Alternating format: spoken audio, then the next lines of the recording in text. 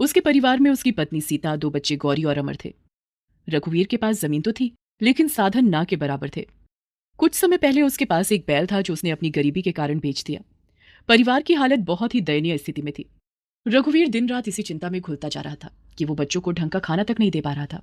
बच्चों के तन पर जो कपड़े थे उनमें भी पता नहीं कितने टुकड़े और कपड़ों के जोड़कर काम चल रहा था। वो जब भी किसी से मदद मांगने जाता कि उसको हल दे दो या उसके खेतों में ट्रैक्टर चला दो, तो लोग उससे इस काम के लिए पैसे मांगते, जो कि उसके पास बिल्कुल भी नहीं थे। वो उनको दिलासा देता कि फसल अच्छी हो जाएगी तो पैसे दे दूंगा, लेकिन कोई भी उसकी मदद के लिए आगे नहीं आता। एक दिन अपने खेतों में फावड़े से जमीन को खोदते खोदते वो अधमरा सा हो गया। सूखी जमीन पर फावड़ा भी नहीं चल रहा था। उसकी आंखों से पानी निकल निकल कर जमीन गीला कर रहे थे। उसकी आंखों के आगे बार बार अपने परिवार का चेहरा आ रहा था। इस समय वो अपने आप को इतना लाचार और निसहाय महसूस कर रहा था। जमींदार जब भी कभी रघुवीर से मिलता तो हमेशा एक ही बात बोलता। काहे रे रघुवीर, इधर उधर धक्के खात रहता है। कितनी बार तो कहा है जमीन मुझे दे दे, अच्छे दाम दूंगा। आप बड़े लोग हो, जानता हूँ जमीन के अच्छे दाम दे दोगे, लेकिन फिर उसके बाद मैं क्या करूंगा? पैसा तो एक ना एक समय खत्म हो ही जाएगा। अगर मेरी मदद करनी है तो आप अपनी ट्यूबवेल का पानी क्यों नहीं दे देते? फोकट में पानी नहीं मिलता, 1000 रुपए दे दे, मैं 2 दिन पानी चलवा दूंगा। जाओ जमींदार साहब जाओ, 1000 रुपए में 2 ही दिन पानी चलेगा? यानी कि हर बारी जब भी मैं पानी अपने खेतों में चलवाऊंगा तो 1000 रुपए दूंगा। अगर इतना ही अमीर होता तो अपनी ट्यूबवेल ना लगवा लेता। फिर जमींदार और रघुवीर अपने अपने रास्ते चले जाते। तू अभी का तो खाना बना, शाम तक मैं देखता हूँ, कहीं दिहाड़ी पर काम कर लूंगा, 2 रोटी का जुगाड़ कैसे ना कैसे कर ही लूंगा। सीता खाना बनाने लगती है और दोनों बच्चे अपने स्कूल जाने की तैयारी करने लगते हैं। वो तो शुक्र था कि गांव में सरकारी स्कूल था, जहां एक टाइम का खाना भी बच्चों को दिया जाता था। खाना खाकर बच्चे स्कूल चले जाते हैं और रघुवीर अपना गमछा उठाकर जैसे ही घर से बाहर जाने लगता है, रघुवीर फिर ध्यान से उसका चेहरा देखता है और अपने गमछे को फेंक कर उसके गले लग जाता है और रोना शुरू कर देता है। हरी किशन, तुम हरी किशन हो ना? ओ मेरे दोस्त, मैं कैसे पहचानता जब तुम यहाँ से गए तो कितने छोटे से थे, अब देखो कैसे गभरू जवान दिख रहे हो। हे भगवान, मैं कोई सपना तो नहीं देख रहा? अरे ओ गौरी की माँ, देख तो जरा कौन आया है। मैंने तो इन्हें कभी नहीं देखा, कौन है ये? भाभी जी नमस्ते। ये तो बावरा हो गया है, पहेलियां बुझाता रहेगा। मैं बता देता हूँ, मेरा नाम इकबाल है और हम दोनों बचपन से पक्के दोस्त हैं। अच्छा अच्छा, आप ही इकबाल भैया हैं। बहुत बातें सुनी है मैंने इनके मुंह से। आइए भैया, अंदर आइए। हरिकिशन जब रघुवीर के घर के अंदर आते तो वो पैसे मांगते हैं और मेरे पास पैसे भी नहीं है। जैसे तैसे जिंदगी की गाड़ी बस चल रही है। तो तूने कभी मुझे ये बात बताई क्यों नहीं? ओह, तुम्हारे पास तो मेरा एड्रेस भी नहीं था और इस बीच में कभी गांव भी तो नहीं आया मैं। ये सब छोड़ो और मुझे ये बता कि गांव कैसे आना हुआ और तेरे परिवार में कौन कौन है? शादी वादी हुई तेरी या नहीं? हाँ हाँ भाई, सब ठीक है।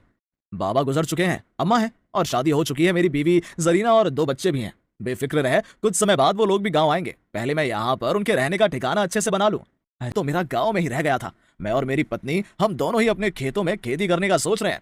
तब तक सीता खाने के लिए जो भी रूखा सूखा था घर में वो हरिकिशन के सामने रख देती है, जिसे हरिकिशन बड़े मजे से खाता है।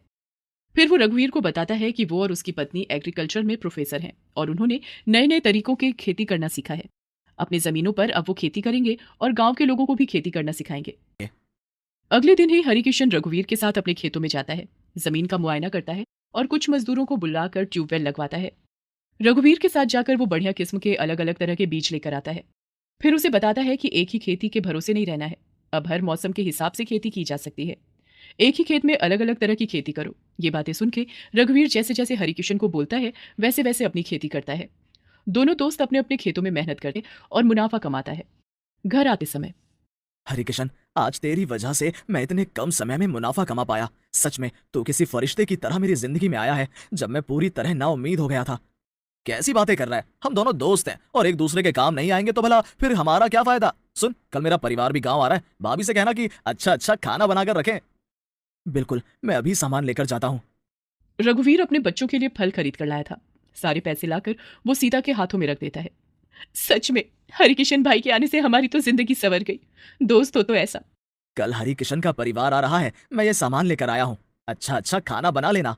हाँ हाँ, मैं सब बना लूंगी। अगले दिन रेलवे स्टेशन से हरिकिशन और रघुवीर हरिकिशन की फैमिली को लेकर आते हैं। सीधा बातें करने लगते हैं और आगे के लिए प्लानिंग करने लगते हैं। हरिकिशन और नंदिनी मिलकर बताते हैं कि अब किस किस तरह की खेती कम समय में की जा सकती है।